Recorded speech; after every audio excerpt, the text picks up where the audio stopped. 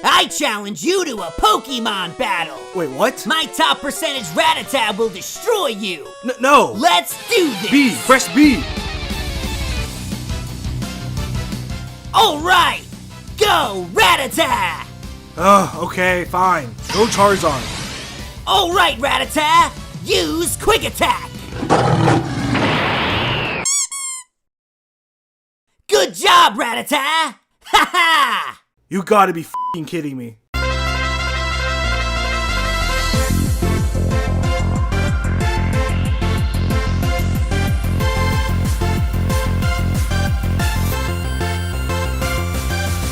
What is going on, guys? This is Dobbs here, bringing you another Pokemon video. And in this video, I'm going to show you 10 of the most overpowered Pokemon you will ever see. And just a disclaimer, this is a list of Pokemon that are overpowered compared to how they're known, not overall. And also, we have a very special guest for this video. Allow me to introduce Tricky Wee. Hey guys, this is Tricky, but you could call me Tricky. And if you don't know who Tricky is, she's a YouTuber who does Pokemon Top 10s, Sun and Moon news, and music videos. So be sure to check her channel out. If I had to recommend 2 videos, it would definitely be these 2. And also, we're doing another video on her channel, Top 10 Pokemon that could take over the world. So be sure to check out that video after this one. So without further ado, let's get started. Starting off this list, a whopping level 1 Rattata is hilariously overpowered. And here's why. If you breed a Rattata with Endeavor and Quick Attack, you are definitely capable of taking out most of the champions in the Elite Four. And here's the strategy. You give your level 1 Rattata a Focus Sash, let the opponent's Pokemon attack you, live with 1 HP, attack back with Endeavor, and then finally, finish the target off with a Quick Attack. And if you don't know what Endeavor does, it causes the opponent's HP to change so that it's equal to yours. Therefore, 1 HP Pokemon for days. It's too bad you can't do this on Ghost-type Pokemon, because if you could, it might just actually be possible to sweep the whole Elite Four with just a level 1 Rattata, and that would be insane. Oh, and by the way, try to keep this between you and me, because if youngster Joey found out about this, expect a text every minute. Oh no.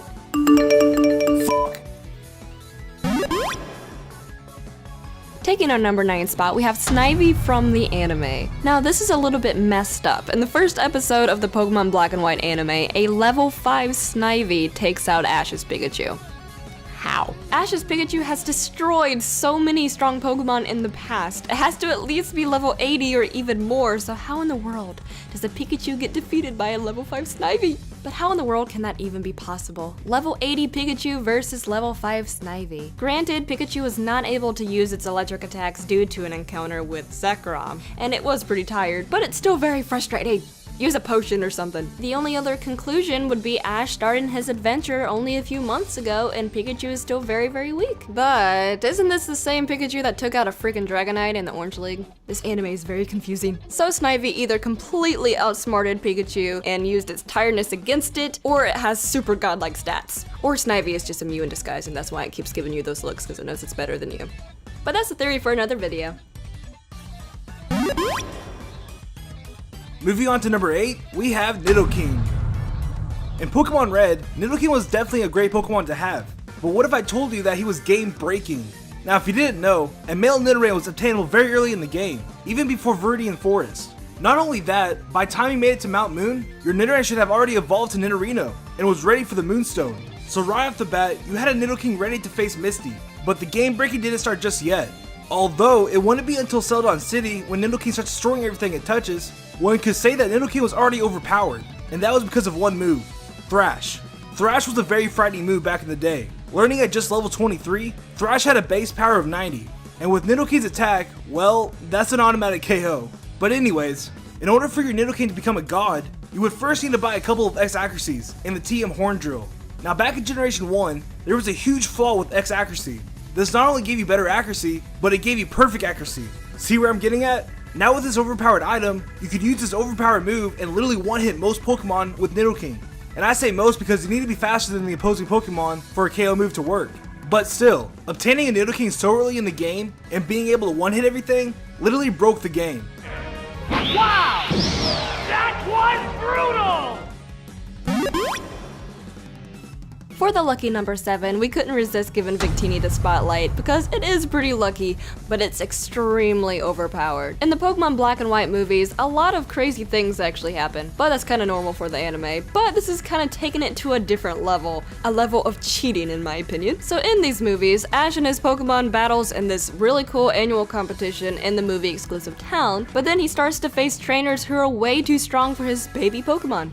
So he starts to cheat. Of course, he doesn't know that he's cheating, but I'm pretty sure that using Victini's victory magic is cheating. Ash's little Tepig managed to take out a Samurott with Ember. But wait, there's more. And shortly after Ash's Scraggy gets completely wrecked by Hydreigon, who did absolutely nothing to it, Victini comes over and gives it some victory juice, and it manages to take out a fully evolved dragon with a single headbutt. That's infuriating. Hydreigon is literally the highest leveled evolution of any Pokemon, and you're telling me that this very, very powerful dragon was taken down by a little baby Scraggy? Its level has to be under 39. There's no way. The Hydreigon is level 64 or over, and it got wasted. But yeah, that is the work of Victini. It has the power of victory and luck in its hands. There's no way you can beat that. That's incredibly overpowered. I really wouldn't want to get on Victini's bad side though. That would be bad. For number 6, we have Mega Rayquaza. Now, Mega Rayquaza was the very first Pokemon to ever be banned in the Uber tier by Smogon. And if you don't know what the Uber tier is, it's a list of Pokemon who are categorized as overpowered in the competitive scene. Now, let's just let that sink in. Mega Rayquaza is too overpowered for the overpowered section. That's like being banned from Twitter for tweeting too much, or being banned from an anime for having too much spiky orange hair. So why is this epic green dragon so overpowered? Well, here's a quick rundown. Mega Rayquaza is the only Pokemon that doesn't need to hold a Mega Stone to Mega Evolve. This gives the trainer the opportunity to give him any item the trainer wishes. So you want to give a Mega Rayquaza a Life Orb? No problem. How about a Focus Sash? Don't worry about it. Also, Mega Rayquaza's special ability is Delta Stream, which literally takes away all of its flying type weaknesses, which would be Ice and Rock type moves. Not only that, Mega Rayquaza is tied for first with Mewtwo for having the highest base stat ever, 780, or 2.5 Pikachus. Oh, and did I mention Dragon Exit knocks out almost any Pokemon in the game? It's a very good move. I mean, to put it in perspective, Mega Rayquaza is basically Mewtwo from Pokemon Red, Blue, and Yellow, but on steroids. He's a pretty overpowered Pokemon, and for those reasons, we chose Mega Rayquaza for number 6 on this list. Moving on to number 5, we chose Pikachu from Super Smash Bros. 64. Now back in the day, Super Smash Bros. 64 Pikachu was ridiculous. Not only did Pikachu have one of the best recoveries in the game, it had a very unique attack combo that could be completely unpredictable. Pikachu had amazing offstage and edge guarding game. Usually in Super Smash Bros., you have to predict the opponent's recovery move. With the other characters, it's kind of predictable, but with Pikachu, it's a completely different story. Pikachu's recovery has so many angled options for 2 quick attacks. So then you have to predict where Pikachu is going to go, and then on top of that, you have to try to attack him before he makes it to the platform. That could be a little stressful. Not only that, Pikachu has an amazing backwards kick. Pretty much all of the other characters in the game have a very bad recovery, so it's very easy to punish them. With that flexibility, Pikachu's in an S rank in almost every Super Smash Bros. 64 tier list. And it remains in the higher tiers in the newer Super Smash Bros. Games as well. Pikachu's a beast, and I want Super Smash Bros. Pikachu on my team. Moving on to number 4, we chose Torchic from the Pokemon X and Y event, and here's why. On release of Pokemon X and Y, there was an event for a free Torchic holding a Blazikenite, and let me tell you, that later to be Blaziken was one of the most overpowered Pokemon I have ever seen. I literally Blazikicked my way through that game. It was too easy, and it probably didn't help that you had the advantage with just your Torchic for most of the gym leaders. I mean Viola, Peck and Ember, Grant, Double Kick, Karina, Double Kick, Ramos, Flame Wheel, and by Clement, you probably already had a Blaziken with Blaze Kick, which can one-hit almost anything. So it's safe to say that this Blaziken made Pokemon X and Y an extremely easy game. And for that reason, we chose the event Torchic for number 4 on this list. This Pokemon helped out Izuru Yoshimura win the 2008 Pokemon Video Game Championships at level 1. And that Pokemon is Smeargle. You probably wouldn't have expected this Pokemon to be anywhere near powerful back in 2001, because it Probably wasn't. This little painter didn't actually become recognized as a strong Pokemon until 2007. So why does 2007 give this Pokemon any significance? It's because that is the year that Darkrai was discovered. Darkrai has a very powerful move called Dark Void, and this targets all enemies and has an 80% chance of making them fall asleep. Do you know how annoying that is? Smeargle's signature move is Sketch, and this gives it the ability to copy any move that it sees in battle. On top of that, if a Smeargle has its special ability Moody, it could raise a stat by 2 stages and lower another by 1. So if you were up against a Smeargle who had Moody that raised its accuracy, you would be in a world of pain and sorrow. The likelihood of Dark Void actually missing your Pokemon is highly unlikely. If you play your cards right, Smeargle will always live for at least 2 turns. All you gotta do is use Fake Out on the opponent and then live with a Focus Sash. So if its victim happens to have a very handy move, it could use it against them and win. And that is why we think that Smeargle deserves a spot on this list. But he isn't the most overpowered Pokemon, so let's go ahead and move on. For runner-up, a level 5 Scyther takes the place of being one of the most overpowered Pokemon you will ever see. And here's why. In Pokemon Stadium 2, in Little Cup Round 2, Pokefan Rex has a Scyther that's unbelievably powerful. Now you gotta keep in mind, in the Little Cup, you can only have level 5 Pokemon. So Pokemon such as Onix, Chansey, and Scyther, who didn't have any evolutions at the time, are still eligible for the contest. And that was a huge problem, because their stats were very high. So knowing that, Rex's Scyther is tied for being one of the most fastest Pokemon in the league, Diglett being tied for first. So Scyther having incredibly high stats and being able to outspeed you makes it really hard to defeat this Pokemon. Most people say it's an automatic loss because of that Scyther, because that Scyther makes it very challenging when using original Pokemon. The only real strategy in defeating this league lies with an Abra that knows all the elemental punches, Thief, and is holding a Goldberry.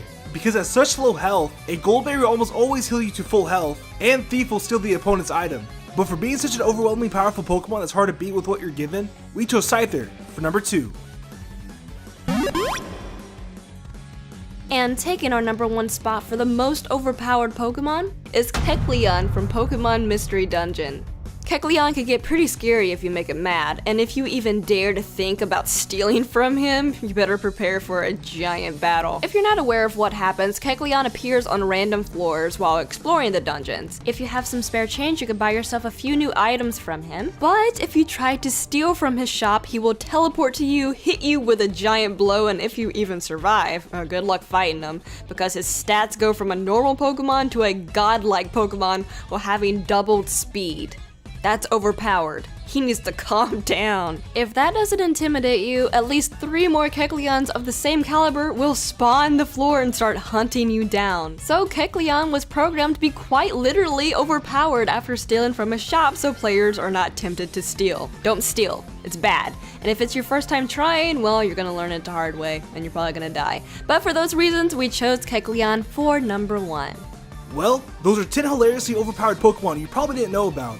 So we hope you enjoyed the video. Be sure to leave a like if you did. We appreciate it a ton. And also, if you're enjoying the channel, be sure to subscribe. And if you want to follow me on Twitter for fan interactions, video updates, and other cool stuff, follow me, Ethan Dobbs.